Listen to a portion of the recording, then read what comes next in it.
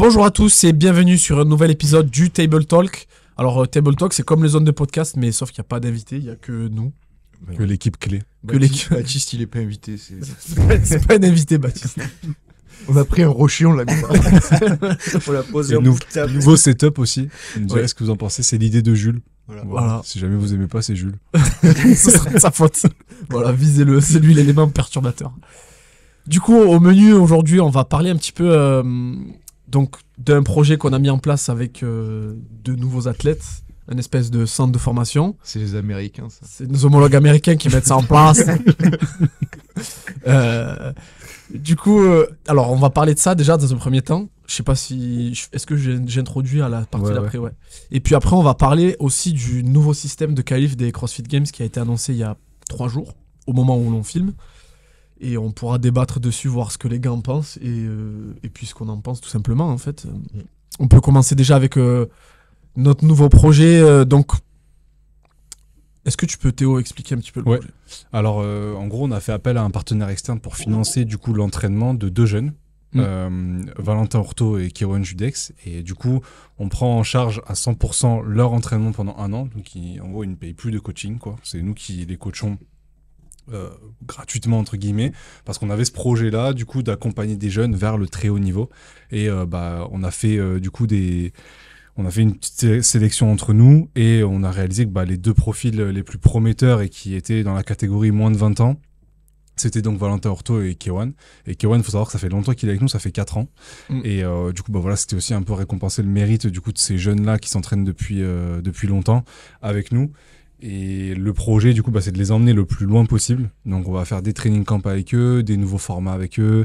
Là, on les emmène du coup ce week-end sur les compétitions au Kanda avec toi et avec. Donc, toi, tu fais la team avec Kéwan et Valentin. Ouais. Et donc, Baptiste gère l'entraînement de Kéwan. Et Ruben gère l'entraînement de Valentin. C'est ça.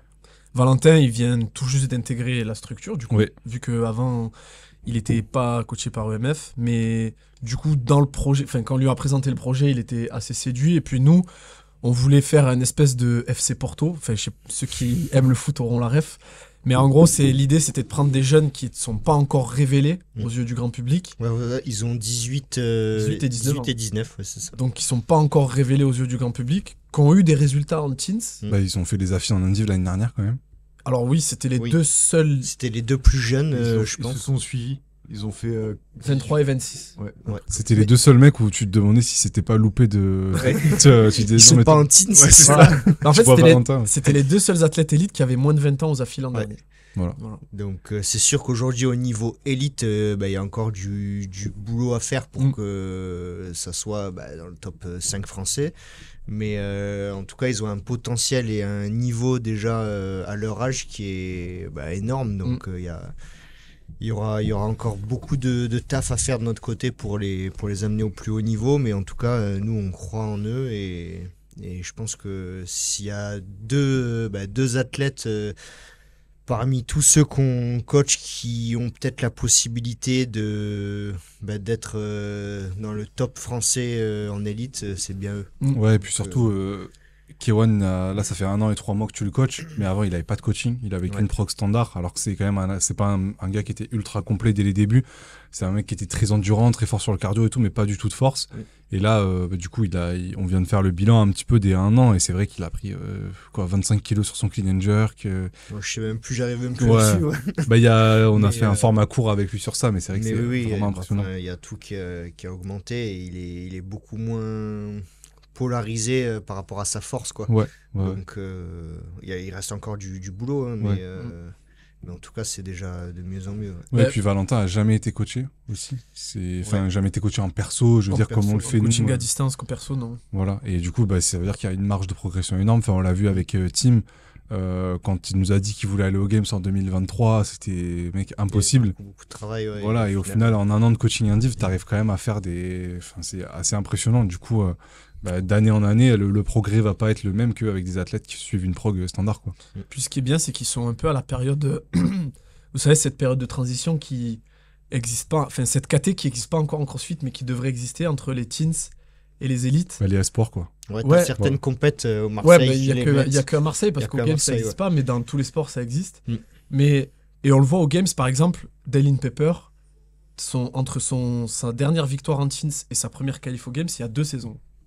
C'est-à-dire qu'il lui faut 2 ans Et pour encore, réussir c'est un des gars qui, je trouve, s'en est bien sorti. Exactement. 2 ans, c'est très peu au final. Ouais. Donc, il y a minimum 2-3 ans entre ta transition. dernière année de teens avant de passer sur la première année. Bah, t'as Alexis Raptiste. Alexis Raptiste, elle a mis 5 ans à se qualifier. 5 ans. Entre sa dernière année de teens et la première année. Ouais. Après, t'as des Emma Lawson qui font les games à 17 ans aussi. Oui, aussi. Oui, t'as toujours même Ouais. Medeiros, il a fait ses premiers games très jeune, je crois, 20 ans. 20 ans, ouais.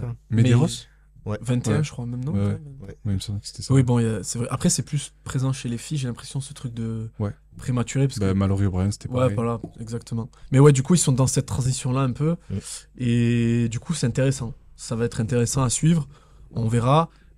Pour la petite histoire, moi, je me rappelle K1, quand il nous a contactés pour la première fois, il cherchait à avoir une prog parce qu'il s'entraînait dans son garage chez ses parents. Et à l'époque, il s'entraînait que le week-end parce qu'il était en internat. Du coup, il s'entraînait que le vendredi, samedi, dimanche parce que il rentrait le vendredi des cours. Il s'entraînait. Après, le samedi, il s'entraînait. Le dimanche, il s'entraînait. Après, le lundi, il retournait en cours. Du coup, il s'entraînait pas. Et comme ça, en faisant ça, il avait réussi à faire 3e aux AFI en 2022. Je me rappelle. Ouais, assez impressionnant. On lui avait donné la prog gratuite, je me rappelle. Bah, Il était jeune. au début, non, parce qu'au début, lui avait pas donné on était en galère. Du coup, je lui avais dit, bah non, ça va être réduction, tu vois, je peux pas te la donner. Et en fait, 1 an après, On lui a donné. j'avais fini par lui donner, ouais. Mais c'est vrai que pendant un temps, enfin, je crois que j'avais fait une offre, c'était genre 20 €, tu vois. Il m'a dit, mais je peux pas, enfin, vraiment, je peux pas, quoi. Et on avait fini par lui donner. Et au final, bah, ça paye, quoi, d'être gentil avec des jeunes comme ça. Et On nous, lui ça a fait nous a rien confiance coûté. et il nous l'a bien rendu. Quoi. Ouais, c'est ça. Et puis de toute façon, à l'époque, tu sentais déjà le niveau de détermination parce que Oui. pour s'entraîner dans ces conditions, Ouais. fallait vraiment avoir Oui, un tu le mental. sens, le mec qui a faim et, Ouais, c'est ça. et celui qui veut juste profiter, tu vois, Ouais. du service gratuitement. quoi. Et puis en plus, il s'entraînait, je me rappelle, avec un vieux Airdyne. Genre, c'était même pas Asso son Ouais. truc. Il y avait rien qui allait. Mais on en parlait quand je l'ai filmé. Il me disait que tu sais les WOD où il y avait des rope climb, Et la où rope c'était climb elle dehors, était à ouais. 50 mètres dans son jardin. Il devait Sur faire une l'arbre. transition, il devait sortir de la maison, aller à la rope climb, la faire et revenir dans son garage pour finir. Vraiment, mais c'est trop beau parce que ça fait plaisir en fait de donner de la chance à des mecs comme ça qui se sont investis. Parce que c'est facile en rétrospective de se dire ouais t'as eu raison de le faire parce qu'aujourd'hui t'as ça, mais à l'époque il y avait aucune garantie que ça allait mener même quelque part juste sportivement quoi. Et là juste le fait de fouler le floor des affis c'est trop bien pour lui. Et au niveau de Valentin, tu le connais bien de Ouais, parce qu'il est Montpellier. de Montpellier aussi. Ouais. Donc, moi, c'est un gars que je connais depuis. Je sais pas, voilà, ça doit faire 2 bonnes années. Enfin, 2 ans à peu près, quelque chose comme ça que je le connais. On a eu l'occasion de s'entraîner quelques fois. On n'est pas dans la même box, mais une box à vraiment un quart d'heure de la mienne. Et on a eu l'occasion de s'entraîner quelques fois ensemble. On a déjà fait une compète ensemble sur les Mayennes au début de l'année, là. Enfin, début de l'année C'était en quoi, mois de... septembre, quoi. Ah, c'était en septembre. Enfin, début d'année scolaire. Ouais, ouais. Mais donc on a fait ça en septembre. Et puis là, on va faire les Kanda ce week-end. Donc ça va être la 2e compète que je vais faire avec lui. Puis c'est cool parce que ce week-end, vu que je fais la compète avec nos 2 espoirs du projet. En plus, c'était vraiment par pouvoir, hasard. Hein. Oui, ouais. Parce que la compète Ouais. était déjà programmée. C'était déjà programmé que je la fasse avec eux, mais avant qu'il y ait ce oui. projet-là. Donc, mais pour le coup, ça va être cool parce que en plus d'être athlète avec eux ce week-end, je serai aussi le coach parce que je serai présent là-bas. Donc, forcément, je vais essayer de bien les driver et puis m'occuper d'eux comme si j'étais vraiment coach avec eux ce week-end, quoi. Donc ça, c'est cool, ouais. Et dans ce projet-là, MF Sport, il y a aussi une athlète dont on peut parler, à toi, Lilou, que tu as recruté il y a 6 mois, c'est ça? Lilou, on a commencé cet été, ouais, peut-être un peu avant l'été, il me semble. Et c'est une athlète qui pourra être conviée aussi justement sur des regroupements qu'on fera avec les gars, même si Tim de temps en temps, lui c'est plus compliqué parce qu'il est en Allemagne, mais si il arrive à se libérer du temps pour venir en France à un moment donné, puis qu'on peut avoir K1, Val, Lilou, Tim, ça peut se faire un bon petit collectif pour se challenger entre eux, se tirer vers le haut. Et c'est toujours bien d'avoir des mecs avec qui tu peux tirer la bourre, qui ont vraiment ton niveau sur les WOD, ça peut être sympa. Puis même, ça crée de l'émulation, de l'effet de groupe. Et ça, c'est important pour la progression. Ouais. Donc, Lilou, pour revenir à elle, c'est une teens aussi qui a 17 ans. Donc là, les KT 16-17 quoi, sur les Open. Et elle sera là aussi au Kanda ce week-end. Donc j'aurai un week-end chargé à mon avis parce que je vais devoir aussi la coacher. Et puis elle a un bon profil, une bonne... comment dire, elle a beaucoup de sérieux quoi, dans ses entraînements. Elle a commencé quand De quoi? Le CrossFit en général? Je saurais pas te dire exactement quand est-ce qu'elle a commencé. En tout cas, la prog, du coup, un peu plus de 6 mois, quelque chose comme ça. Elle n'avait pas fait les affiliates, elle était chez Wiz. Oui. Elle était chez Wiz. Avant, oui. C'était après juillet, c'était au mois d'août. Ouais, c'est ça, juste après, donc août, ça doit être que j'ai commencé. Et beaucoup de progression aussi depuis le début de la prog perso. On a bien amélioré sa force, qui était un gros point faible pour elle. Alors, il y a encore du boulot, mais en tout cas, on est en train de bien avancer. Là, elle vient de snatcher 70. Donc, elle a snatché 70. C'est joli. Ouais, il y a encore des choses à faire, mais je pense que ça va faire de bons résultats sur les compètes, en tout cas, j'espère. Ouais. Et Val, c'est pareil, il a démarré très fort dans le CrossFit aussi, directement avec des résultats. Enfin, il a failli se qualifier au Games. Il a 14, 14 ans, je crois, Val. Ouais, c'est ça. En fait, au début, il allait au CrossFit parce que son père y allait. Et son père l'avait inscrit à des cours de teens comme ça, en plus du foot. Et en fait, il suivait son père. Il suivait son père. Et en fait, il a préféré le CrossFit au foot. Et puis, il s'est mis au CrossFit, quoi. Il s'est mis à faire les groupes classes adultes et tout. Mais ça fait 4 ans qu'il fait déjà. Mais lui, il a grosse tragédie. Enfin, je pense qu'on les invitera pour en parler. Mais c'est qu'il était qualifiable aux Games. Et je crois qu'il s'est pas qualifié parce qu'il a enlevé ses chaussures sur le WOD Handstand ou quelque chose comme ça. Ouais, il y a eu une connerie comme ça. Vraiment, c'est pas le seul français. Il y a Ilan James aussi à qui c'est arrivé. Ouais. Mais il est de la même C'était l'époque où ils en prenaient 10. Ouais. Et oui, du coup, il était dans les 10. Ouais. Et puis après la review en fait, des vidéos, le classement a changé. Mais à cause je de crois ça, qu'il y avait eu cette histoire de chaussures où je sais plus sur quel watt c'était, mais après tu avais du handstand hold dans un carré là en free. Et juste avant ça, il avait enlevé ses chaussures. Et dans le règlement CrossFit, il y a écrit que la tenue que tu as au départ de ton WOD, tu dois la garder jusqu'au bout. Ouais. Et donc, logiquement, je crois que même si tu enlèves ton t-shirt en cours de WOD, si on suit cette logique-là... non, mais je crois qu'il y avait quelque chose... En tout cas, sur les chaussures, c'est pas passé. Ouais. Et il a pris des pénalités pour ça. Non, mais c'est un peu... Je parle de tragédie parce que, en gros, lui, c'était la dernière année où il pouvait se qualifier en teens, en gros. Et après, oui, parce que c'était en 16-17. Ouais. Et par rapport à ce qu'on disait, du coup, tu sais qu'après, t'as quand même un trou de plusieurs années. Donc en fait, c'est un peu maintenant ou jamais, c'est comme avec Team, quoi. C'est pareil, le gap entre 15 et 16, il est énorme. Et du coup, malheureusement, il lui est arrivé ça, quoi. Mais c'est quelqu'un c'est un athlète qui a un énorme potentiel. Il snatch déjà 120. Et bon, après, il est lourd maintenant. Il fait 91 kilos. Mais on dirait vraiment pas. Ouais. Il fait fin, en fait. Il est grand. Pour son physique, il faut qu'il monte à 100, quoi. Ouais. Pas loin. Ouais. Bon, je pense que ça sera vite quand t'as 18 ans. Il y a 10 bombes à prendre. Tu veux tacos entre les coups. Et vous avez prévu quoi pour eux, là, niveau entraînement, regroupement ou même progression, là, de ce que vous avez pu voir? Enfin, toi, ça fait longtemps maintenant, mais toi, Ruben, surtout avec Valentin. Valentin, il a un très très très bon niveau sur les ergos. En fait, par exemple, là, sur la semaine de test, il a fait un 5 km/h en 1,47 de moyenne et en fait il est descendu de l'ergo, il était pas fatigué, il aurait pu faire mieux. Et puis il m'a fait un test 20 minutes. C'est bien ou pas? Ah bah oui. Non mais c'est bien à quel niveau? C'est juste bien ou c'est très bien? C'est très bien. Okay. Quand tu fais à 18 ans 2 km/h à 6,30. Julie va dire moi 14 ans. Ouais. Non mais il a un 2 km/h en 6,30 tu vois. Alors qu'il a 18 ans. Donc c'est quand même très bien, c'est une force. Ça veut dire qu'il a encore de la marge de progression dessus. Et puis une autre chose aussi, c'est qu'il convertit très bien sa force. C'est-à-dire qu'il snatch 120, alors que quand il a snatché 120, il squattait que, entre guillemets, 170. Et il arrivait à clean and jerk 140 avec cette barre-là de squat, ce qui est une très bonne conversion.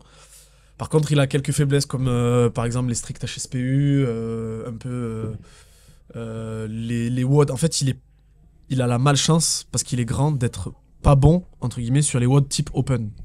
Ouais.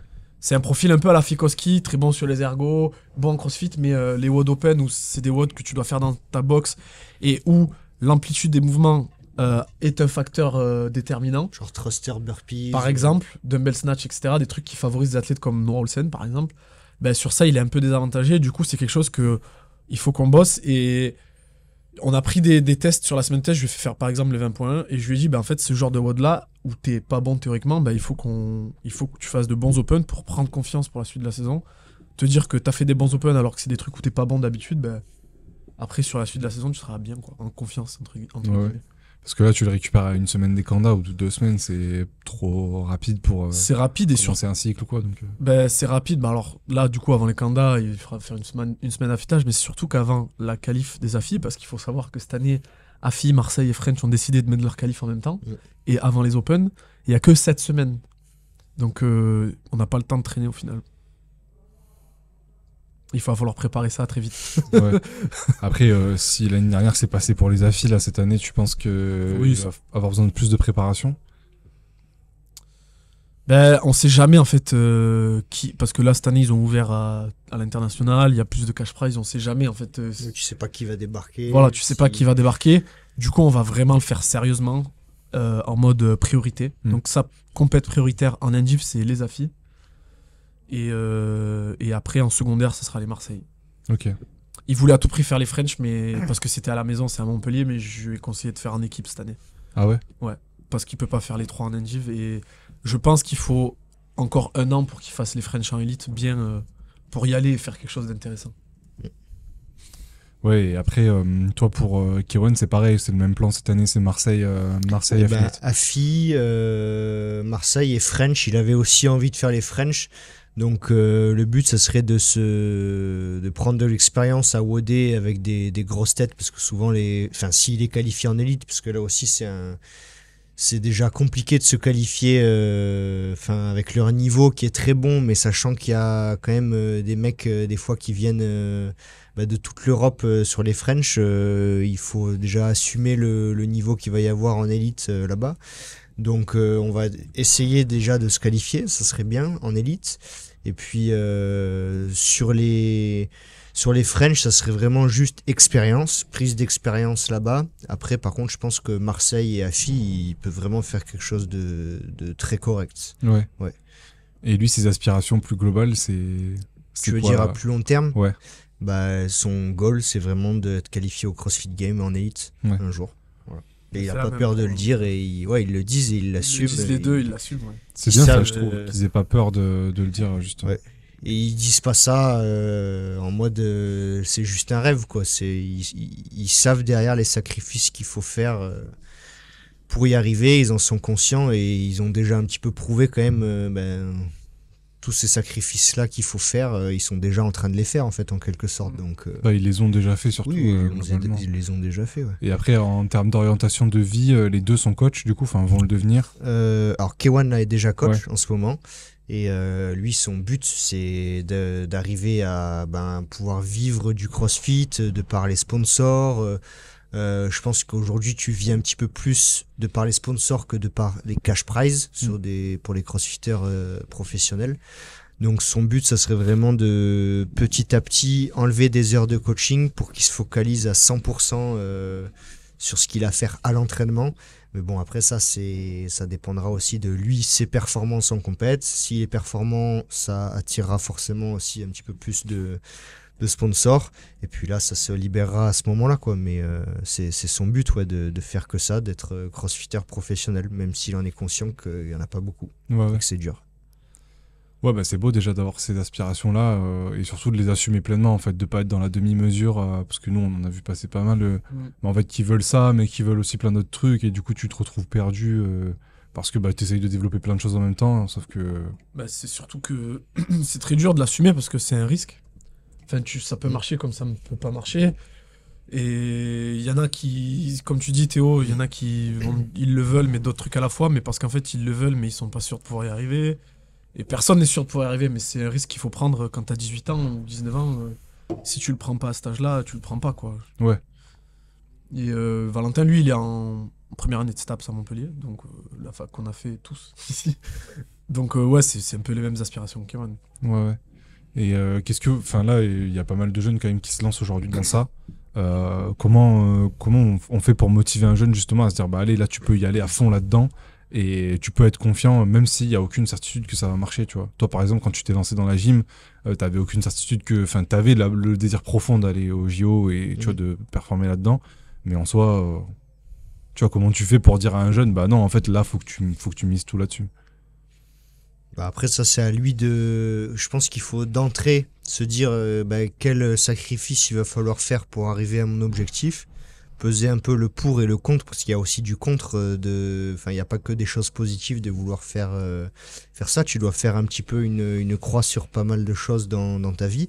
Alors après pour les athlètes qui ont vraiment la conviction de pouvoir arriver à leur objectif, pour eux, c'est pas une contrainte, tu vois, de se coucher tôt, de bien manger. Enfin, pour Kewan, il a pas du tout l'impression de se priver ou de rater sa vie, tu vois. Ça, c'est plus le regard des gens qui, eux, en sont pas capables, ou là, pour qui eux, sont pas dans ce monde-là. qui sont pas dans ce monde-là. Et que je comprends totalement. Hein, mais en tout cas, pour eux, donc déjà bien peser le pour et le contre, est-ce qu'ils sont prêts ou pas à faire les sacrifices ? Et puis après, mettre au-delà de le vouloir, faut le faire et il faut vraiment appliquer le plan, suivre aussi le coach et l'écouter, faire ce qu'il te demande et puis ne pas tout le temps remettre en question. Bien sûr que des fois, il y a des choses, c'est de notre faute quand on programme, mais en général, on en discute assez entre nous pour se remettre nous-mêmes en question et un athlète qui va toutes les semaines dire ouais, mais ça, est-ce que ça sert vraiment à quelque chose que je fasse ça et tout, ben là tu sens qu'il y a un manque de confiance, tu vois, entre le coaché et le coach et pour le coup ça, eux, je pense qu'ils ont totalement confiance en nous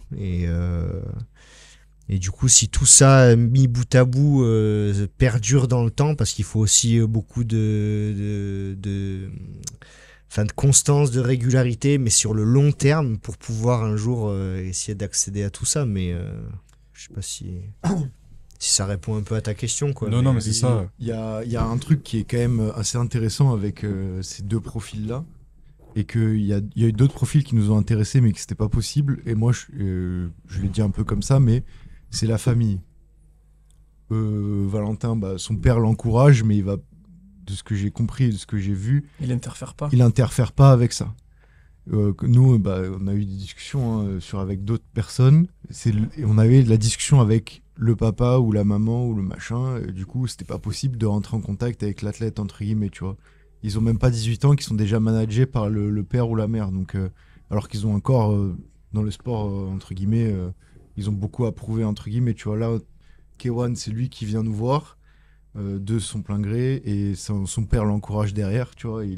Son père est présent. Son père est présent, mais... l'encourage, mais sans interférer de manière toxique. Après, bien sûr, il y a des moments où, quand on travaille avec des mineurs, faut être conscient qu'il y a un moment donné, c'est même sûr qu'on aura tu vois, discuter avec leurs parents, tout ça, mais pour des choses en dehors de est-ce qu'il a vraiment besoin de faire ça à l'entraînement, mon fils ou ma fille, tu vois. Bien sûr qu'il faut, je sais pas, par exemple, moi ce week-end, tu vois, je pars avec Lilou, c'est moi qui l'emmène au Kanda, tout ça. J'ai eu son papa au téléphone pour lui expliquer, je vais la récupérer là à la gare, je vais l'emmener, tout ça, mais j'ai pas eu de discussion avec lui sur son training.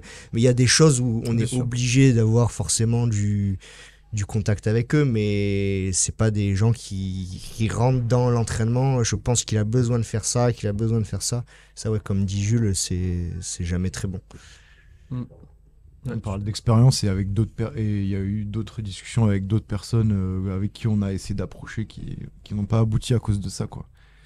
Et c'est dommage. Et je pense que ces deux profils-là correspondent exactement à ce qu'on fait, parce que eux, ils sont libres, entre guillemets, dans ce qu'ils font à l'entraînement.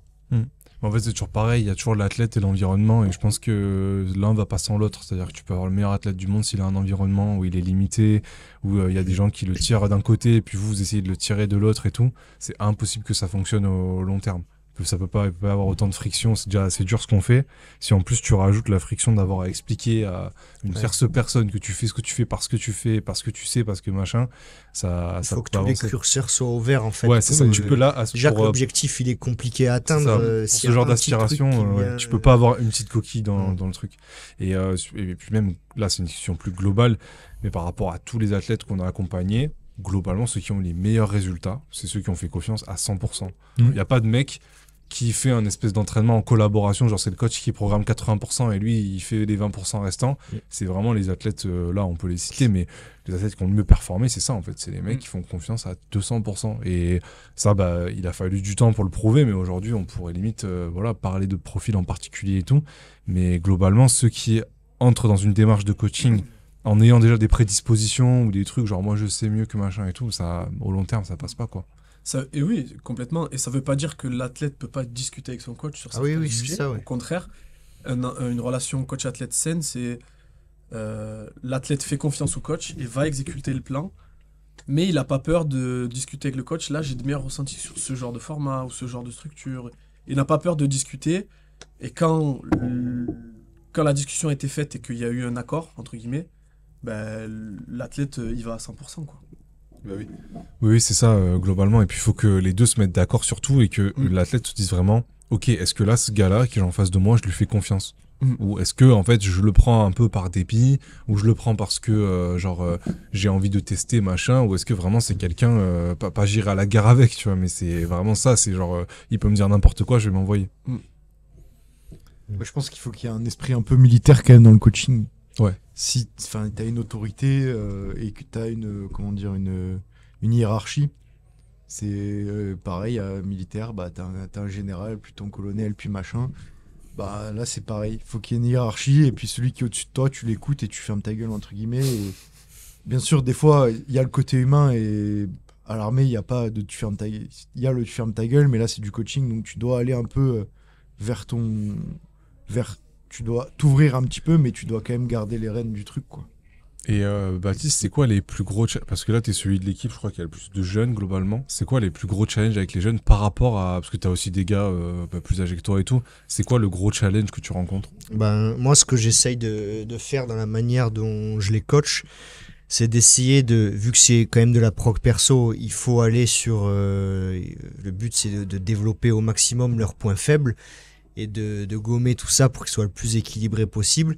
Mais parfois, gommer les points faibles, ça veut dire passer par des séances qui sont pas marrantes, qui sont dures, où ça se répète tout le temps pendant des semaines. Et le but, c'est d'essayer de concilier plaisir à l'entraînement. Pour justement, c'est des jeunes, donc moi mon but c'est qu'ils fassent du crossfit pendant des années et des années et pas qu'ils soient dégoûtés 3 ans après, tu vois. Donc le but c'est d'essayer d'aller travailler sur vraiment ce qu'ils ont besoin, mais tout en essayant d'allier un petit peu le côté plaisir aussi dans l'entraînement, tu vois. Donc je sais que par exemple des progressions très monostructurelles, machin, il y en a où ça peut être un petit peu long pour eux, tu vois, de faire ça pendant 12 semaines tout le long. Donc des fois, j'essaye d'allier un peu, tu vois. Enfin, c'est un exemple tout con, mais je sais pas si par exemple, je fais faire 1 heure de zone 2. Et allez, toutes les 5 minutes, 3 stricts HSPU, 5 stricts pull-up, tu vois. Par exemple, si j'ai envie d'intégrer un truc un peu plus fun que rester sur le vélo pendant 1 heure, et eux ça les stimule un peu plus aussi. Il y a des fois, il y a des choses sur le papier, tu sais que c'est pas le mieux, tu sais que c'est pas le plus optimal.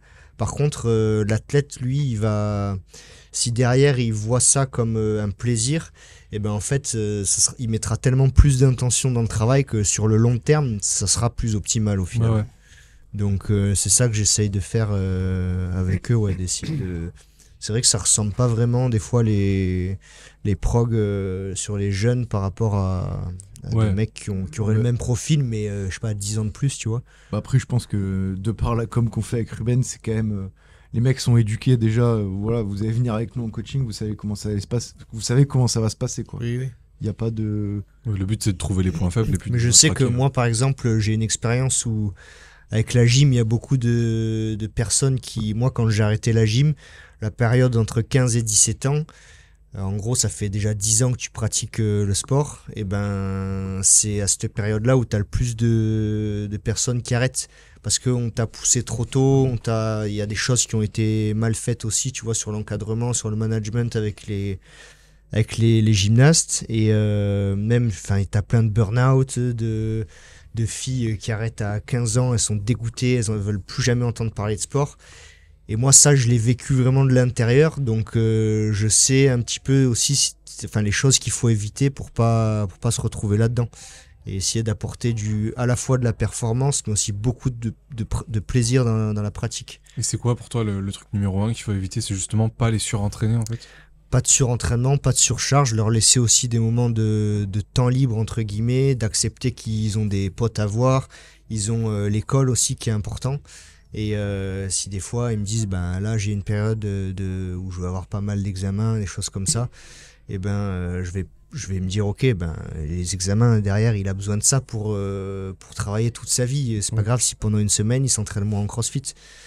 Donc il y a des choses comme ça où nous par exemple je sais qu'en gym des fois fallait venir à l'entraînement et c'est tout quoi, tu vois. Ouais. Peu importe peu importe ton avenir professionnel quoi. Donc moi j'ai même une anecdote sur ça. J'avais un pote qui voulait rentrer à l'école de kiné et c'était l'année des JOJ, les JO pour les jeunes, vu que c'est tous les 4 ans aussi. Et l'année d'après, donc il voulait rentrer sur l'école de kiné et son coach lui avait dit non, tu rentreras. Non, après c'était pour les JO normaux, je crois que c'était même plus les JO jeunes, mais en gros il voulait rentrer à l'école de kiné, sauf que à cette année-là commençait un cycle olympique et il lui avait dit non, tu t'attends 4 ans, puis tu feras ton école de kiné dans 4 ans. Tu vois, genre non, je vais pas. Il y en a qui le font. Hein. Ouais. Il y en a qui le font. Ouais. Mais je trouve, tu vois, de pas laisser le choix, de dire tu fais ça, alors qu'on parle de la gym, tu vois, derrière tu vas pas gagner des millions. Ouais. Donc là, des fois c'est un peu limite. Mais du coup, j'ai vraiment baigné dans ça et j'essaye de rendre la pratique intense mais saine, quoi. Dans le sport. Et en plus, en tant que coach, tu as quand même plus de confort à te dire que tu es avec un jeune, donc en soi, il peut prendre un peu plus son temps. De toute façon, il a commencé plus tôt que tout le monde. Ah oui, je vois vraiment long terme avec eux. Ouais, c'est ça. Et tu peux te dire, là, même s'il y a un mois off et tout, bien sûr. Peut-être que pour un gars qui est plus âgé, genre plus vers les 26, 27, 28, un mois sur ce qui lui reste, entre guillemets, de progression, ça va être beaucoup. Pour un jeune en soi, ça peut. Et un jeune, il perd beaucoup moins vite aussi que quelqu'un qui a 30 ans, par exemple. Quelqu'un de 15 ans, il arrête 2 semaines de s'entraîner, il revient.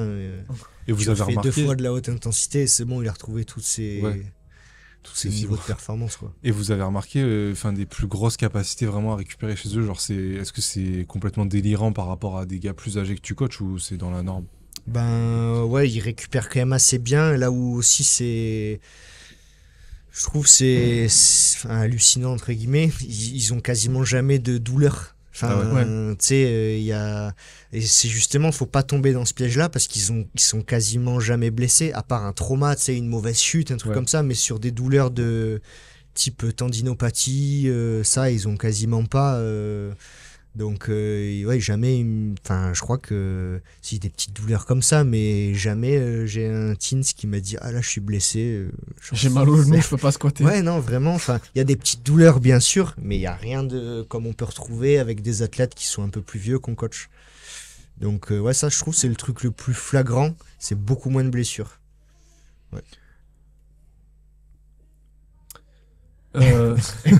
Après, je pense que c'est de notre ressort aussi de gérer les blessures. On peut le prévoir. Franchement, on n'est pas sur un sport où il y a des traumas, il n'y a pas des chutes. Enfin, tu peux quand même te blesser sur une barre d'haltéro un peu lourde, sur un ring muscle-up ou quoi, mais c'est beaucoup plus prévisible que du foot où tu te fais tacler au genou. Le mec, il arrive les 2 pieds en l'air ou au rugby, tu te prends un bouchon, t'es blessé. Bien ça, tu peux pas le prévoir, mais nous, on peut le prévoir par la charge d'entraînement qu'on leur met. Et franchement, depuis que moi, je vois l'entraînement de la manière, le mec, il doit s'entraîner sans jamais avoir de douleur, tu vois.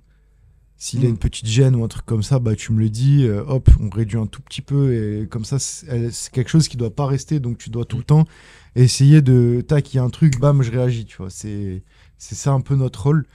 J'ai eu beaucoup cette discussion avec Morgane, du coup. Elle qui a fait de l'haltéro, qui a été vraiment, elle a été obligée, là, entre guillemets, d'arrêter l'haltéro vraiment pendant 1 an, tu vois.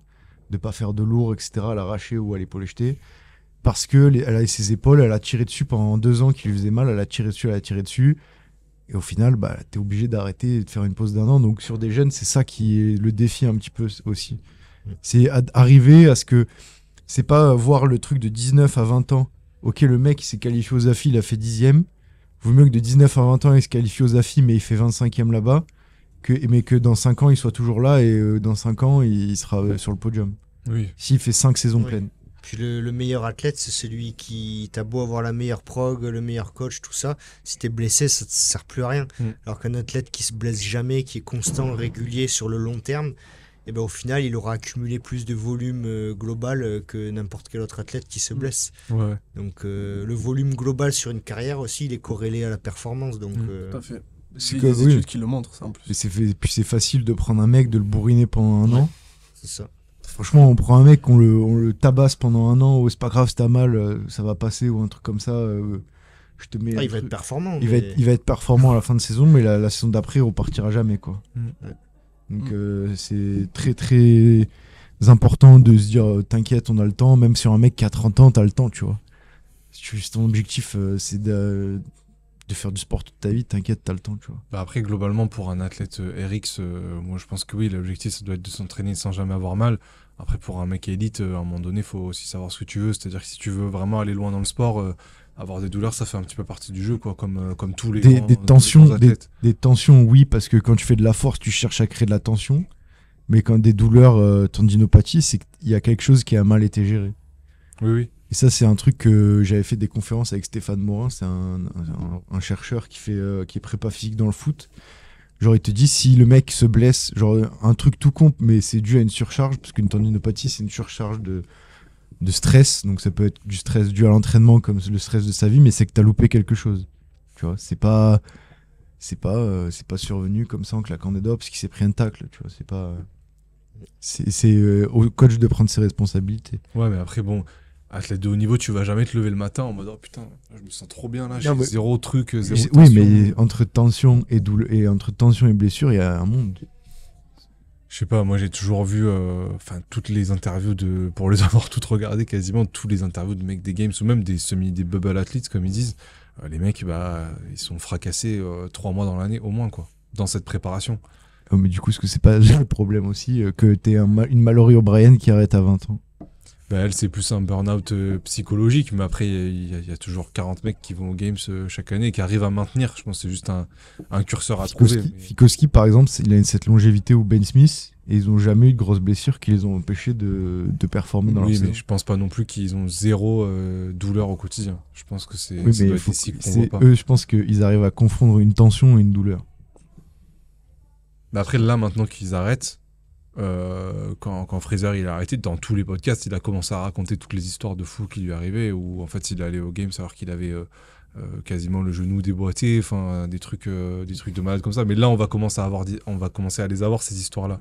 Le mec qui a fait 13 ans sans jamais être blessé, peut-être qu'il en a jamais parlé, mais en tout cas, c'est sûr qu'il a eu des trucs, quoi. Après, quand même, si tu clean 170 au Games, c'est que t'es bien quand même.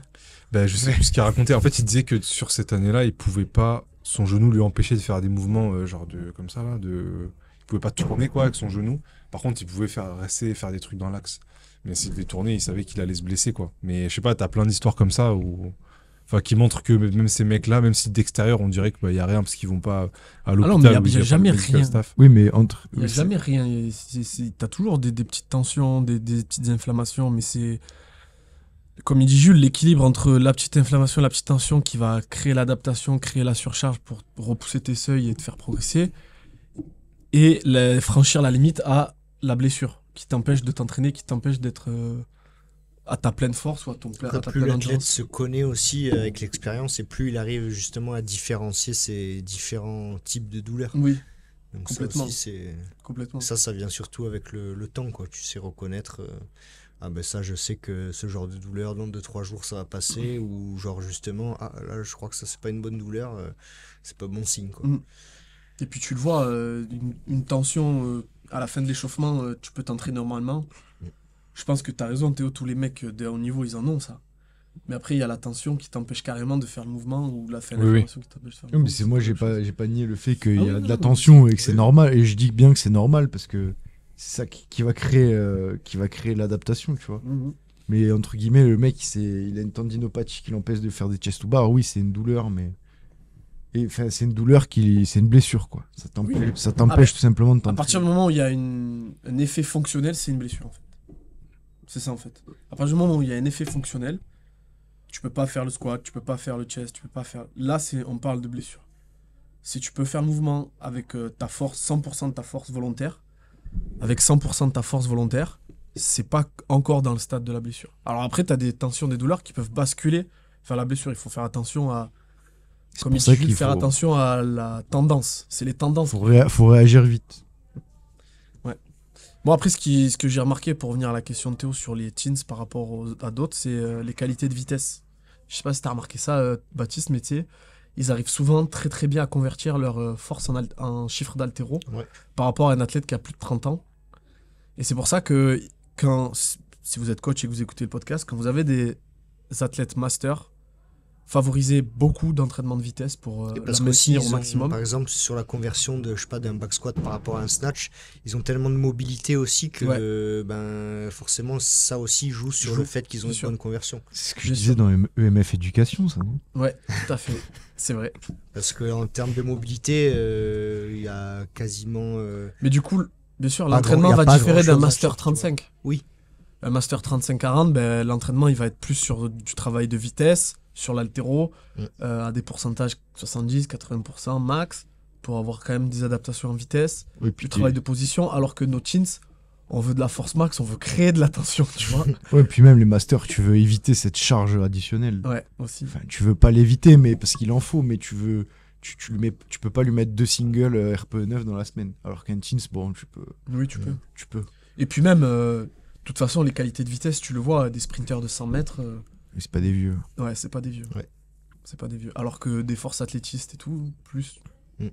C'est comme pour ceux qui nous écoutent, pour la comparaison un peu flagrante de ça, c'est un mec, un gamin dans la cour d'école qui va taper un sprint, il a pas besoin de s'échauffer, il va pas non mais c'est vrai, et il va pas se faire un ischio, alors que tu demandes à un mec de 60 ans sédentaire qui sort du bureau 60, 28 ans échauffé et tout, 28 ans avec des échauffé de faire un effort max en sprint comme ça, il va se péter, il va se faire un ischio. Non mais je sais pas si tu sais, mais au Silex tout le monde s'était claqué. Bah ouais, sur les sprints qu'il y a eu.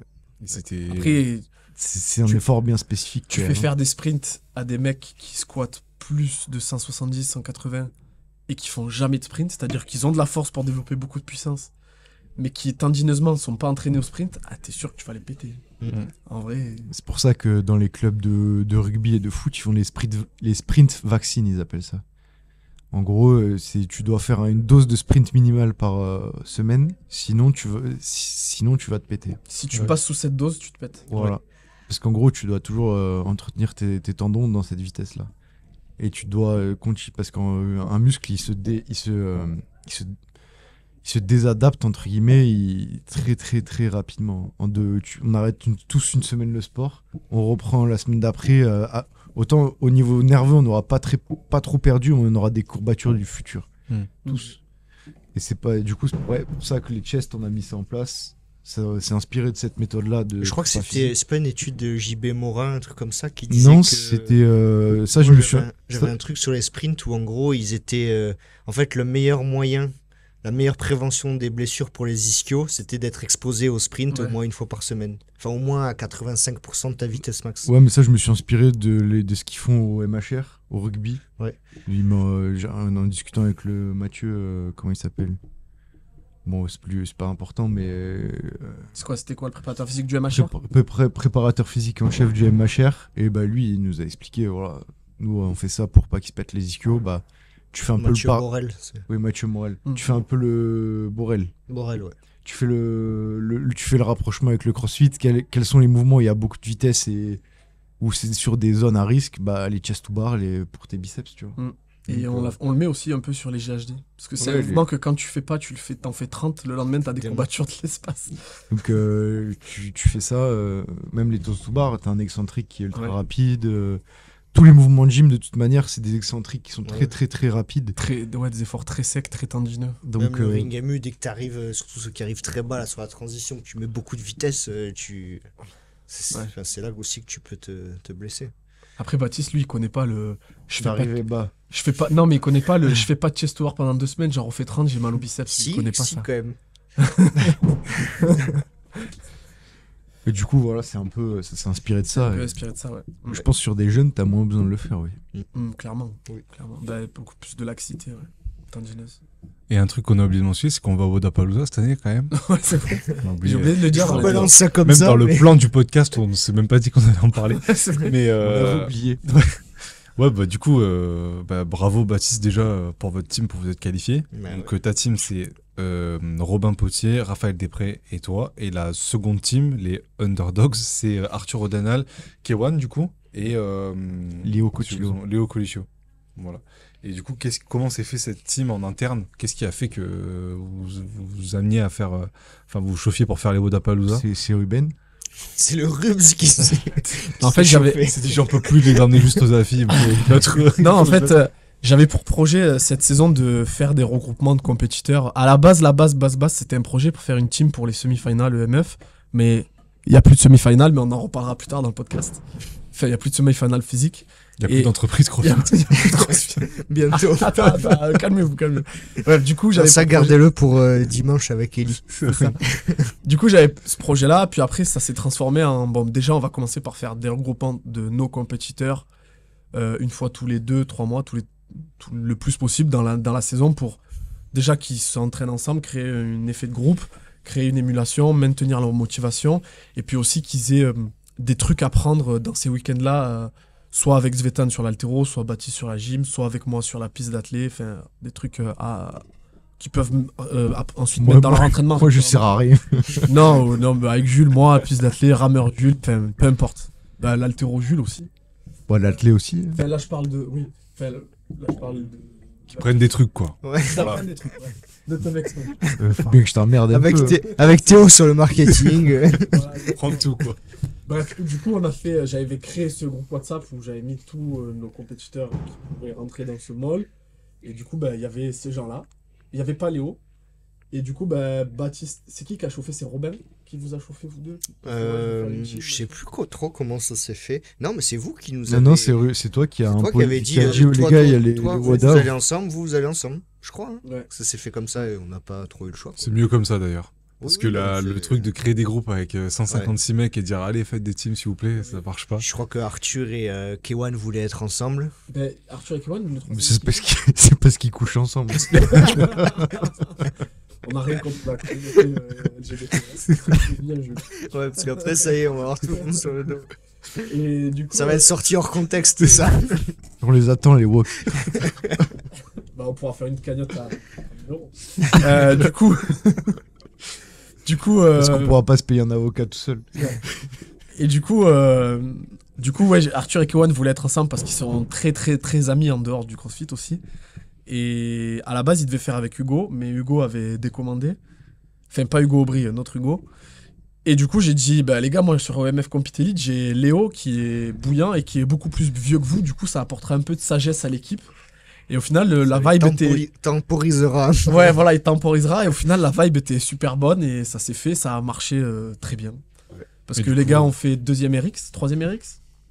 De quoi? Vous avez fait 3e RX sur la qualif? Non, on est 19e RX. Ah, après, ça avait bougé, on était passé 17, un truc comme ça. Okay. Non, ils ont fait 17e, donc la première team française, team française tout court, sur les qualifs. Ouais. Et la 3e team, c'est donc les EMF Underdogs.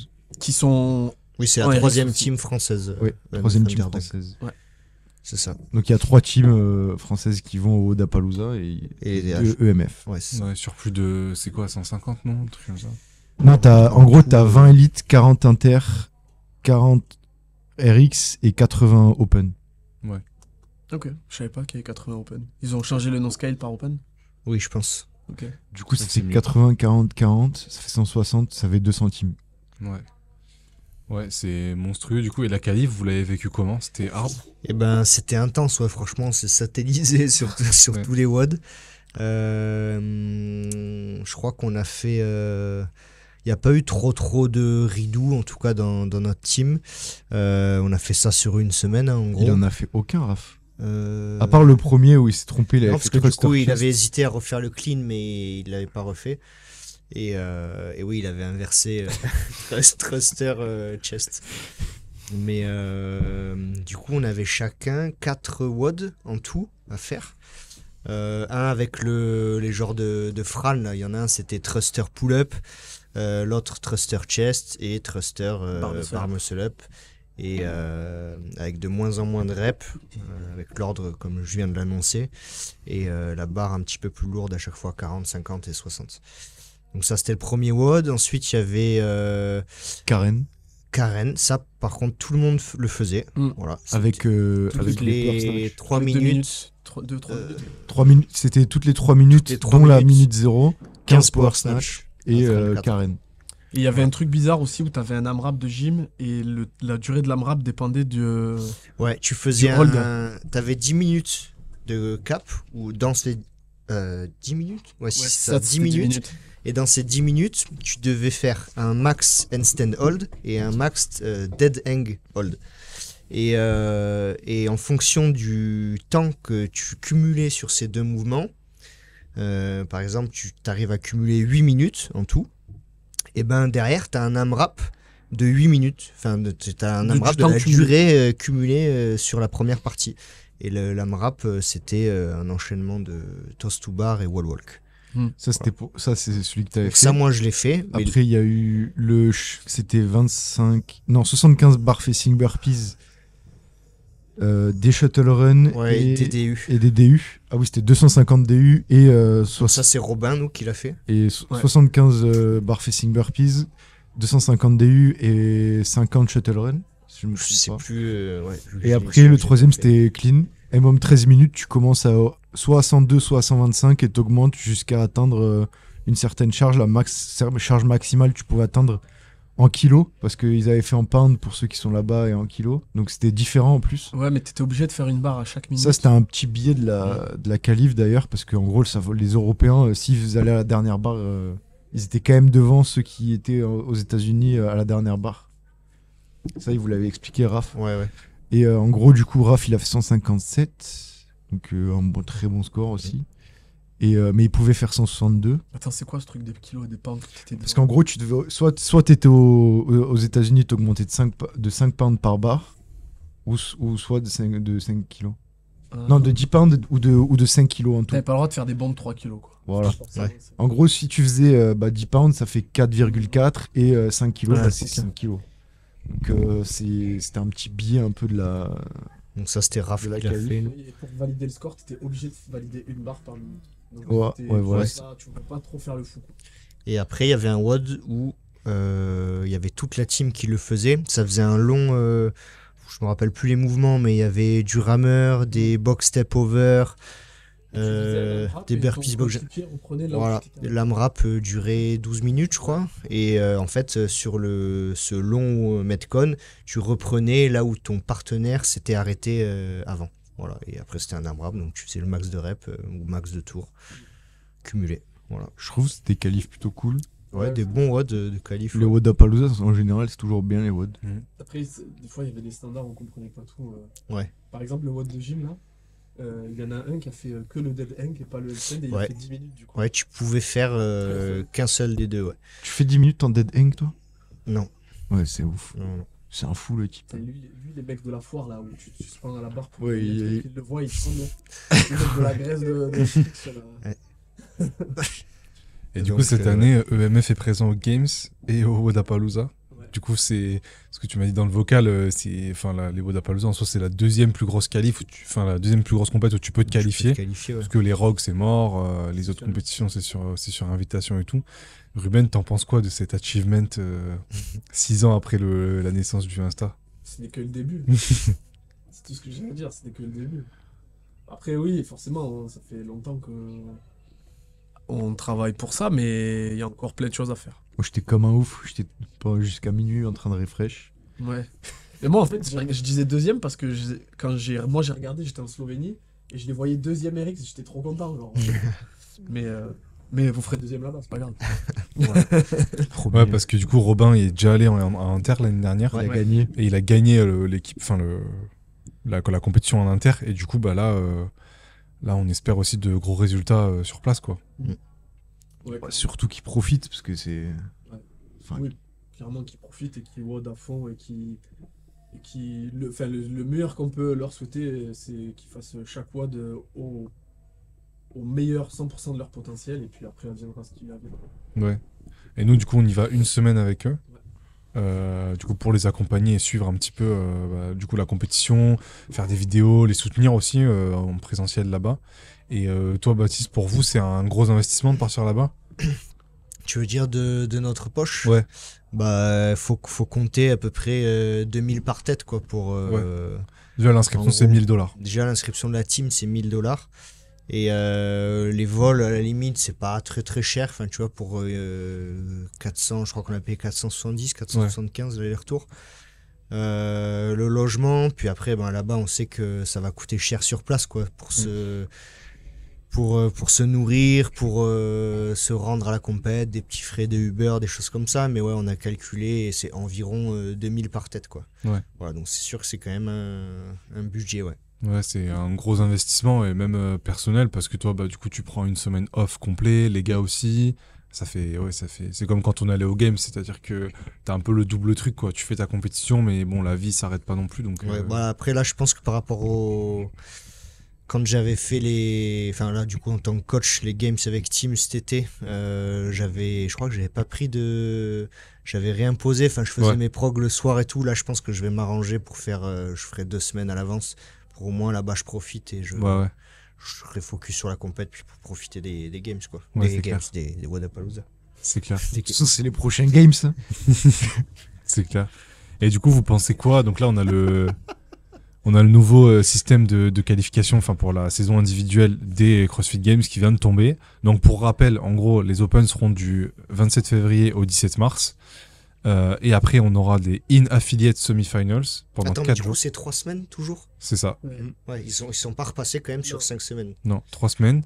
Et après, le 1% ira au semi-final en affiliate, donc dans les affiliés CrossFit. Comme des quarts de finale. Et il y aura aussi des sanctionals, et qui ne sont pas encore annoncés, on ne sait pas ce que c'est. Et ensuite, il y aura les CrossFit Games par la suite, suite à, du coup, aux qualifications de ces fausses quarts de finale plus sanctional. Ils appellent ça semi-final quand même. In person qualifying events. Le truc zéro branding. Genre, c'est vraiment un événement qui te qualifie, quoi. C'est tout, c'est littéral. Qu'est-ce que vous en pensez? C'est un événement. C'est vraiment, ils prennent aucun risque. Ça peut être en ligne. Enfin, c'est. Parce qu'ils n'ont pas apprécié les stories que tu as fait l'année dernière pour leur dire que leur rebranding était pourri. Du coup, ils en font cher. Ouais. Est-ce que vous pensez que c'est cohérent avec tout ce qui s'est passé? Est-ce que vous pensez que c'est un bon choix? Moi, je soutiens un peu ce qu'il a dit Lucas Dukic là, dans son post. En gros, ils se déchargent de tout au maximum. Ils essaient... c'est essayer d'avoir le minimum de responsabilité jusqu'aux Games. Et aux Games, encore, ils n'ont pas trop endossé leurs responsabilités. Donc, c'est compliqué. Mais je pense que c'est un peu... là, ils montrent encore plus qu'ils sont en difficulté, quoi. L'entreprise montre qu'ils sont en difficulté. Moi, je trouve ça dommage. Vas-y, parce qu'en gros, pour ce on sait pourquoi il n'y a pas y a plus les semi-finals, parce que c'est trop cher, tu vois. Alors que c'est quand même... c'est ta vitrine, c'est la vitrine de ton sport, entre guillemets, et ce qui a fait pousser beaucoup de portes à beaucoup de monde, enfin les portes à beaucoup de monde d'une salle de CrossFit. Donc au final, je sais pas à quoi ils jouent. Est-ce que ils ont vraiment plus de sous? Parce qu'en gros, en développement d'entreprise, ce que tu fais, c'est que tu investis pour faire grandir ta marque. Comme ils ont fait au début en faisant des regionals, des games, chaque fois des événements de fou. Alors que là, maintenant, tu te retrouves. Ouais, ce que j'allais dire, c'est je trouve que c'est dommage tu fais un pas en perdre, arrière. de perdre ces semis. Enfin, à un moment donné, les athlètes, ils ont pas envie de s'entraîner pour faire des qualifs dans leur box, filmer. Enfin, à un moment donné, si tu veux professionnaliser le sport, tout ça, faut faire des events en présentiel, en physique.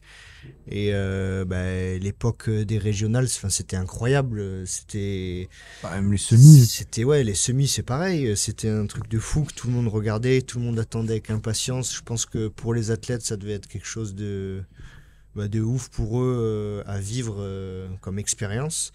Et là, tout s'arrête, quoi. J'ai envie de dire, les pauvres, enfin, nous, ça nous concernera pas directement, mais les pauvres athlètes, quoi, qui vont devoir se taper les semis dans leur box, filmer, machin, alors que c'est déjà, enfin, pour arriver à ce niveau-là, c'est déjà incroyable. Et c'est comme s'ils se retrouvaient à faire une qualif pour. Il y a des athlètes pour qui les semis, c'est leur games. Hein. Oui, mais Oui. puis surtout, c'est. Même pour nous. Oui, ils savent qu'ils iront pas plus loin. Ouais, pour eux, c'est T'en leur as, games, quoi. C'est vraiment les semis, c'est le plus oui. haut niveau qu'ils vont atteindre. Et C'est dommage que ça se passe dans leur box. ouais, du coup, Mais ils nous, vont on est- devoir se rattraper sur. Du coup, il y aura pas de cash prize, j'imagine. Si Bah c'est non. un event comme ça à distance. Non, non. Là où t'en avais sur des semis. Mais même, on peut te dire, tu sais, le truc de ouais, mais toi, tu participes pas, ça te touche pas. Mais en fait, ça me touche parce que le sport, en gros, je l'aime comme ça, tu vois. Ouais, ouais. Je l'aime à aller voir des événements. Quand il y a des événements, c'est ça que t'aimes dans le crossfit. C'est la sûr. démonstration, entre guillemets, de performance Mm. physique. Donc, c'est ultra dommage qu'ils fassent un gros pas en arrière. Alors qu'il y avait des. Et puis ça enlève le côté où des fois t'as une stratégie qui est prévue, puis quand t'as l'adversaire à côté, tu changes un petit peu aussi, et ça y est plus du tout. Mm. Tu t'enlèves tout ça, c'est juste. Est-ce toi, qu'ils auraient voilà. pas, si vraiment, genre, il y a pas, admettons, ils veulent pas mettre cet argent-là pour faire des semi-finales, ça aurait pas été une meilleure idée de mettre que des places qualificatives à des sanctionnals, comme c'était en 2019? Franchement. En vrai, du point de vue juste, par Parce que- exemple, de l'idéologie de Glassman, quand il disait mettre à chaque fois tous les premiers de chaque pays, tu vois, Comme des Olympiques? comme des Jeux Olympiques, en gros, essayer de représenter un maximum de personnes, tu aurais dû tousser encore plus dedans. Pardon, je vais boire un coup d'eau.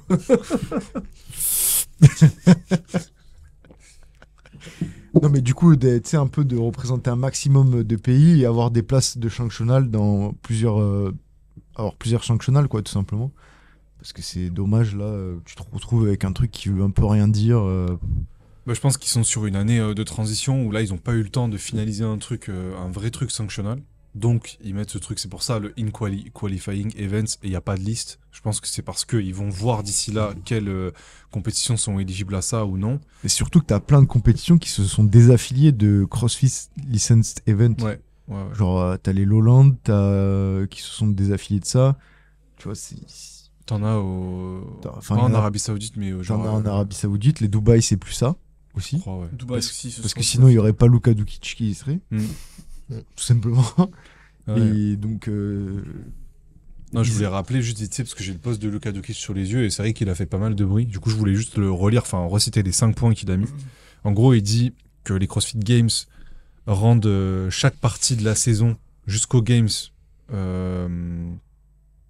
pas, en gros, c'est pas de leur ressort, quoi. Ils ont pas à contrôler les semi-finals et eux, ils prennent juste de l'argent des sign-up, donc des inscriptions aux Open, et eux, ils s'occupent de rien.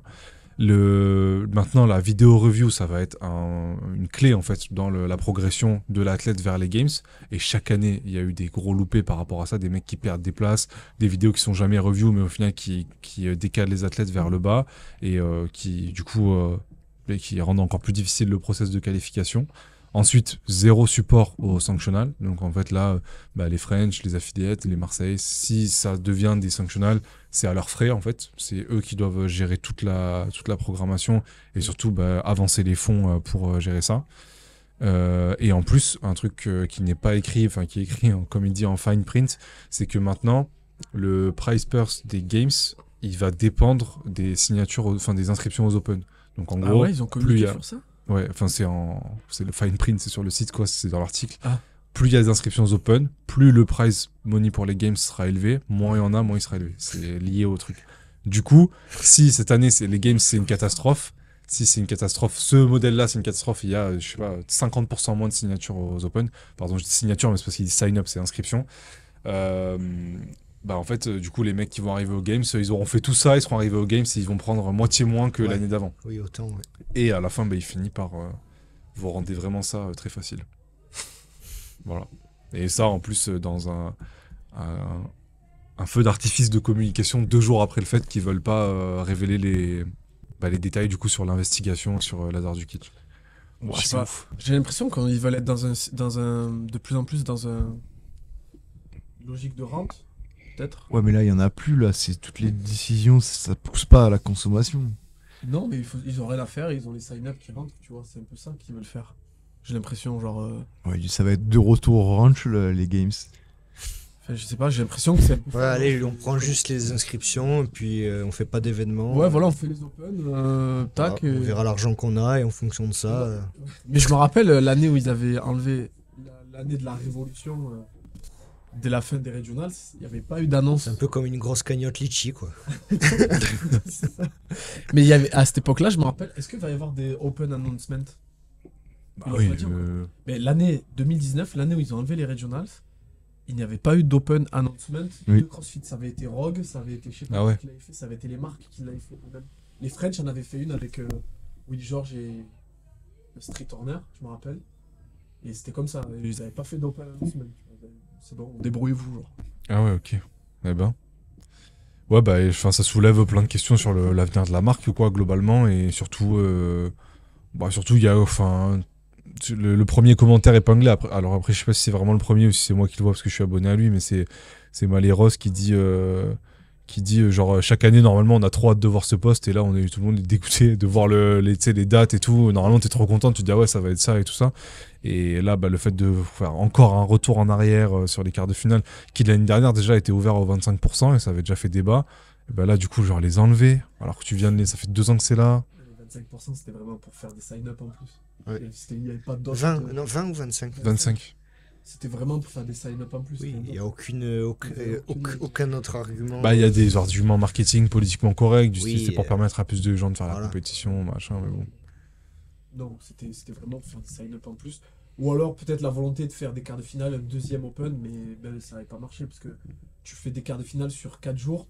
Pendant la semaine, il y a des gens qui travaillent. Le mec qui a un boulot 9-5, de 9h à 5h, je fais un peu l'américain.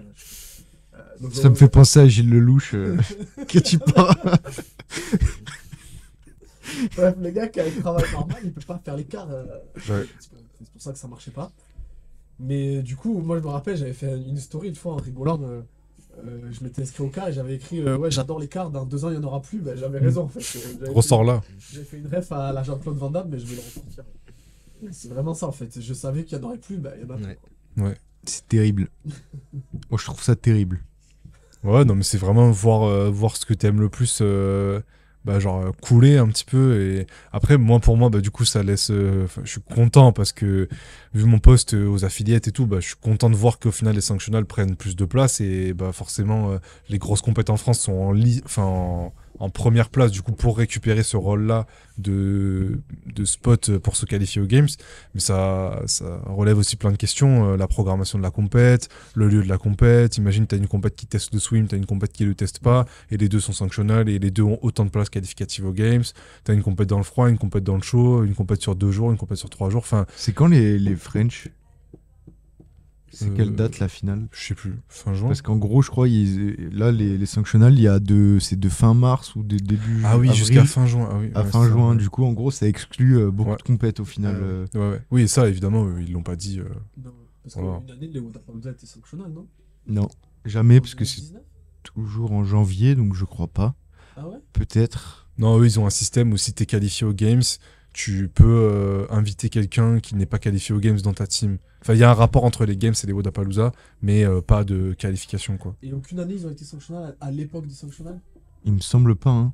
Moi, ça me dit rien. Bah, de toute façon, il n'y a eu qu'une année, parce qu'après, il y a eu Covid, et après, Ouais. le retour des semi-finales. Ouais. Ouais. Ok, mais ouais, moi j'ai l'impression qu'on était. À une époque, on était en train de. Ils étaient en train de professionnaliser le sport, et là, c'est déprofessionnalisé. Tu vois. Ou alors, on fait un système comme au tennis. On fait des grands chelems, les Rogue, les Games, les Woda, les machins. Et t'as les compètes qui les préparent, et t'as un classement ATP. Enfin, je sais pas, vous trouvez quelque chose, mais là, ça peut pas continuer comme ça. En gym, là, ils viennent de créer une ligue en ligne où ils peuvent, avec des cash prizes, et genre les mecs ont, genre il y a une fenêtre pour faire tes mouvements, tu vois. Et t'as 5 jours pour faire tes mouvements et c'est un peu une ligue privée et ça vient un peu chambouler tout le système et au moins ça permet à des gymnastes, tu vois, de prendre du cash. Et il y a le premier prend le temps, le deuxième temps. De toute façon, on sort on sort au max du modèle associatif. Ouais. Et là, ça va être. Ça l'a jamais été, CrossFit. Oui, mais par rapport à ce qu'il dit à la gym, et là, c'est entre guillemets, on va dire, c'est pas une fédération, mais c'est une entreprise qui régit le sport, tu vois.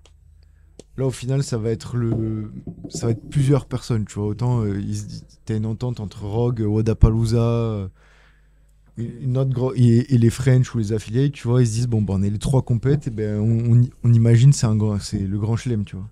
Si un mec qui gagne les 3, il a un cash prize d'enculé. T'as un mec qui fait deuxième, mais pareil, tu vois. Et t'as système associatif et système associatif. Système associatif, les championnats de France d'haltéro, si t'es premier, tu gagnes une crêpe. Et il y a système associatif, la FIFA, qui brasse des milliards. C'est pas la même chose. Ouais, mais t'as des investisseurs, c'est différent. C'est sûr, mais je veux dire, par rapport au système associatif, ça dépend, quoi. C'est jamais... Ça va rentrer dans le functional fitness, pro ou pas, tu vois. ligue de functional fitness et voilà. Mais tu vois, je pense qu'il y a plein de mecs comme Maleros qui étaient proches de Lazare, tu vois, qui vont pas participer. Aux Games? Ouais. Je sais pas, leur carrière elle dépend beaucoup quand même. Ah, franchement, tu vas au Wodapalooza, tu vas au Rogue. Ouais, mais bon. Enfin, je sais pas, c'est comme. Le rêve de ce mec-là, son rêve quand il a commencé, c'était d'aller au CrossFit Games, d'être champion des CrossFit Games. Tu vois, c'est comme un mec qui veut être médaillé olympique, il veut être médaillé olympique, même si les JO font une connerie, et lui, ça reste quand même son rêve de faire ça, quoi. Ouais, mais tu vois, Maleros, il dit, t'es dégoûté, tu vois. T'es dégoûté à l'annonce de la saison. Ouais. Des mecs comme ça, pour qui Oui. ils vivent pour ça, quoi. Non, mais surtout que l'année dernière, dans le process de review déjà des quarts de finale, il y a eu plein de galères où des mecs faisaient des clairs no-reps et c'était pas compté, des mecs faisaient des reps très propres et c'était compté comme des no-reps. Et cette année, ils remettent le couvert sur ça. C'est compliqué, quoi. Bon, pour en parler avec Eli, puisqu'il a fait juge sur les vidéos. Oui, d'ailleurs, il a répondu la dernière fois quand j'ai repartagé ça et j'étais très content parce que son avis est pertinent. Mais je vais pas lire ce qu'il m'a dit, on attendra qu'il vienne l'exprimer lui-même. Mais ouais, intéressant. Ce sera intéressant de confronter les avis du coup. Le confronter, là. Je sais pas, moi je pense qu'on va se diriger vers un système. Parce que là, jusqu'ici, on était sur un système pyramidal. T'avais les games en haut. En bas, t'avais un peu Dubaï, Wodapalooza, French, Rogue. Et puis après, tout ce qu'il y avait en dessous. Donc, des plus grosses aux moins grosses. Niveau national, niveau européen, German, tout ça. Et là, peut-être qu'on va se diriger plus vers un système grand tour comme au cyclisme ou ATP comme au tennis avec 4 grosses échéances dans l'année. Certains athlètes iront sur certaines grosses échéances, certains d'autres iront sur d'autres, certains les feront peut-être toutes. Et ça tournera comme ça. Hein. Ouais. Oui, c'est clair, mais ça sera révélé dans les prochains mois, je pense. Et dernier sujet, du coup là on est le 27 novembre, il y a le cycle transition là qui arrive sur MF Compete, qui dure jusqu'aux Open, enfin avant le cycle des Open en fait, jusqu'au 6 janvier. Vous réservez quoi tous les deux là pour les athlètes qui arrivent? On va les briser. Non, je rigole. Sur quel cycle là, le transition cycle qui arrive, ouais. Transition. Il est déjà sorti. Oui, mais ça va. Ça va. Tu peux en parler quand même. Oh, tu peux en parler. Oh, comment ça, il faut communiquer sur un cycle qui a commencé? Je suis pas capable. Bon, en fait, j'ai pas envie. J'en sais rien. Ta gueule, voilà. Non, moi, ils ont déjà, sur la voie élite, alors j'ai déjà commencé à intégrer pas mal de travail type open, mais ça reste de l'associé dans le sens où ils vont avoir des intervalles où ça va être des AMRAP pur CrossFit, alternés avec des intervalles sur de l'ergo pur, monostructuré pur, pour pas de suite les fracasser, passer de la saison off à fracassage sur des metcon. Et puis aussi sur la répartition des hard day, soul day. Et puis aussi sur l'haltéro, avant sur la saison off on était très SBD, il y avait 1 à 2 séances d'haltéro. Là on a augmenté la fréquence de séances d'haltéro à 4 avec un un volume day, un speed day, un heavy day. Et sur le speed day, il y a du travail spécifique type cycling, touch and go, etc. Donc en gros, t'étais plus là sur construction de base. Là, la transition, ça va être intégrer un tout petit peu de mouvement open et la récurrence sur les hard days. Et après, quand on arrive là au 6 janvier, c'est full open tout le temps. C'est full open. Fracassage complet. Non, ils auront des jours... ils auront entre deux fracassages, ils auront easy day, quoi. Et est-ce que les annonces du coup ont changé ta manière de programmer, parce qu'avant tu disais sur la programmation élite en fait les Open c'est pas la balade, mais c'est pas le moment où on va être le plus fit de l'année. Le moment où on va être le plus fit, c'est les quarts et les qualifs. Est-ce que toi du coup là tu décales ce moment-là? Oui, parce que les années précédentes t'avais les quarts et juste après les quarts t'avais toutes les qualifs affiliates Marseille, French, etc. qui se suivaient. Du coup je faisais en sorte d'avoir un pic au quart pour qu'ils soient prêts après dans la continuité. Là, il y a les qualifs avant les Open. Ouais, là, affiliate, c'est 1er mars. 1er février, 1er mars. Donc, en gros, je vais faire en sorte qu'ils soient en pic de forme juste avant les Open. D'ailleurs, il faut s'inscrire, c'est encore gratuit, le Jusqu'à qualif. Jusqu'au 1er décembre. Allez, feu. Il reste plus beaucoup de jours. Envoyez toutes vos teams. Je vais vous... sur le groupe là, des teams EMF, je vais vous harceler. Parce que chaque année, t'as des mecs qui oublient, qui se qualifient, qui s'inscrivent le 2 et qui disent « Ah putain, 15 balles, ça fait chier, mec. Pendant 30 jours, c'était gratos. » Et voilà. Et toi, Jules, c'est pareil. Le monteur, là, il est en sueur. Il a dit « Oh putain, faut sortir avant le 1er décembre. » Ouais. Et en plus, maintenant, il y a 3 caméras. Et du coup, Jules, c'est pareil? Ouais, c'est pareil. En vrai, c'est pareil. Il y a eu peu d'altéro. Ils avaient du snatch juste sur le cycle précédent. Là, ils vont avoir du clean and jerk, tout simplement. Et après, ils préparent. Moi, j'avais prévu déjà un CrossFit total le 16 décembre. Du coup, là, on le prépare doucement sur 3 semaines.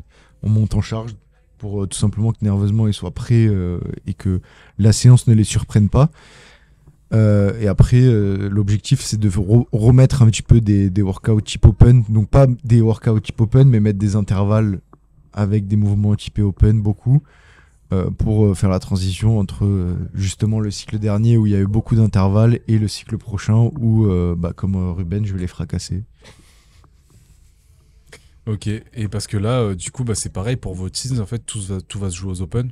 Ce sera 3 workouts qui vont conditionner la suite de leur saison, quoi. Et je sais que Kewan, lui, il est déjà chaud des semis. Même avant ça, parce qu'il y a les qualifs des affis avant, quoi, qui commencent avant les Marseille. Oui. C'est bien, ça, avant ça. En jambes. Mais ouais, il faudra qu'ils soient en forme à ce moment-là, parce que c'est là que ça va dessiner un peu la suite de leur saison. Donc, s'ils sont pas en forme à ce moment...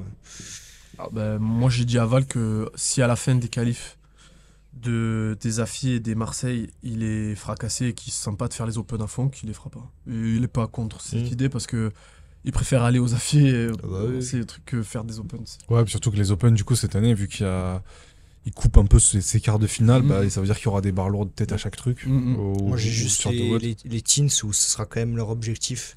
Oui. Les Open, parce que il y a quand même une chance potentielle qui se qualifie. Donc, au moins pour les semis, ça, par contre, je pense que quasi tous les teens que j'espère qu'ils se qualifieront aux semis. Ouais. Et donc, il y aura Lilou, Tim et Kevai, qui est en Polynésie. Donc, ils sont 3. Il a quel âge, Kevai 17. Dans l'année 16-17. Objectif Games, pareil. Objectif Games, ouais. Donc, on va déjà aller au semi. Et, non, mais c'est vrai. Ouais, oui. Déjà, parce que ça sera 2 compètes différentes. Tu auras les Open, ok, c'est bon, t'es pris ou t'es pas pris. Et après, semi, tout est remis à 0. Quoi. Question, pour les teens et les masters, les age group, là, ça marche aussi sur les 1% ou c'est ouais, des places? Je crois que c'est pareil. C'est 1% aussi. Il me semble. Mais sur 10 inscrits, les adaptives, c'est 30 ou 20 pour les semi-finals. Ou c'est pas 200? Je sais pas. C'est pas. Non, c'était l'année dernière, ça, 200, non? Oui, c'était pour l'écart. Je me demande si c'est pas 200 peut-être les age group pour aller au semi. Pour les adaptifs, je sais que c'est 30. Je sais pas. Et pour les... Continue à parler, je fais des recherches en même temps. Attends, je regarde. Attends, c'est moi, je suis Non, mais j'ai envie de regarder. Je sais pas si c'est plus c'est 1% ou... C'est pas grave, c'est comme ça, c'est la pro-égalité. C'est pas le problème. Age Est-ce qu'on group, peut parler de ça, d'ailleurs? après les Open, le top 2% des Open finishers, avec un minimum de 200 athlètes, pour chaque age group division, sera invité au in-affiliate semi-final. Ah, donc il y a un minimum de 200. Oui, et c'est 2%. 2% des Open finishers. Et pour chaque age group, Oui. je pense. Oui, c'est pour tous les age group. Mais alors, minimum de 200, ça veut dire que si les 2%, c'est 400, il y aura 400. En gros, Non, c'est ça. c'est-à-dire que s'il y a moins de 2000 personnes, c'est S'il y a moins de 2000 personnes, il y a 200. Mais s'il y a 4000 personnes, est-ce qu'il y aura Ça sera 400 2%. Donc sur 400. Ouais. Ok. C'est plus s'il y en a moins de 2000, ils vont Oui. quand même en prendre 200. Ok, quoi. ouais, Bah ouais. oui. Oui, donc 200 quoi qu'il arrive. Quoi. Oui, il sera sur un petit billet quand même. Comment ça? Bah, il s'assure un petit billet. Dire 2% alors qu'ils sont 1000, ça fera 200 Oui. inscriptions. tu vois. Il s'assure un petit 200 billet derrière. inscriptions à 50 pelles, putain, ils en sont encore là. Ça fait chier. Ok, ouais, non, Et- sinon il n'y a pas plus d'infos. Et attends, il y a le community, c'est quoi? C'est CrossFit quoi ça Open, Community Cup June. C'est quoi ça? Ah oui, tous les athlètes qui postent un score pour les 3 Open sont éligibles à participer à la Community Cup. Ça doit être encore un truc où si tu mets 20 balles en plus, tu peux avoir accès à une ligue supplémentaire. C'est quoi? C'est l'équivalent de la ligue corpo du foot, mais Voilà. en version CrossFit? Si voilà, j'ai 60 En ans, MMA, je il y fais aura comme je sais pas ça. combien de ligues. Non, mais t'as la Community Cup, donc ça doit être une compète entre tous ceux qui ont rempli les 3 workouts des Open. Ok. Ça doit être un quarter final ou un style quarter C'est final. incroyable. Et là, du coup, Sauf que c'est tous ceux qui sont inscrits. nouveau en 2025, on reconnaît plusieurs premières events à travers le monde comme des qualifiers officiels pour les Games.